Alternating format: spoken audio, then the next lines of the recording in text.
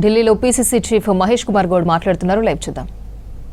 Court విధించినటువంటి interim stay తర్వాత ముఖ్యమంత్రి గారు మేమందరం కలిసి సుప్రీంకోర్టుకు వెళ్ళి అప్పీల్ చేయాలనుకున్న విషయాన్ని కూడా వారికి అన్నీ కూడా సవివరంగా వివరించడం జరిగింది.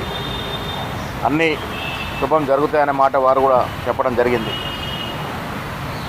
వీలైన త్వరలో హైకోర్టు 42% రిజర్వేషన్ ఇచ్చినటువంటి స్టే పైన సుప్రీంకోర్టులో అప్పీల్ చేసే యోచనలో రాష్ట్ర ప్రభుత్వం ఉంది. ఇదివరకే ముఖ్యమంత్రి గారు, మీనాక్షి మా ఇన్ఛార్జి గారు, డిప్యూటీ సీఎం గారు, మంత్రి పొన్నం గారు వీరందరితో ఒక జూమ్ సమావేశం కూడా చర్చ జరిగింది.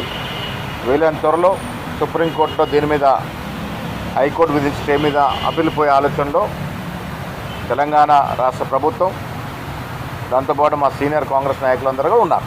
పార్టీ తరఫున కూడా సుప్రీంకోర్టుని ఆశ్రయించే అవకాశం. పార్టీ నాయకులు చాలామంది సీనియర్ నాయకులు ఏ విధంగా అయితే హైకోర్టులో ఇంప్లీడ్ అయి వారు వాదనలు వినిపించే ప్రయత్నం చేసినారో అదేవిధంగా సీనియర్ కాంగ్రెస్ నాయకులు చాలామంది సుప్రీంకోర్టులో కూడా వారు అప్పీల్ చేసే అవకాశం ఉంది.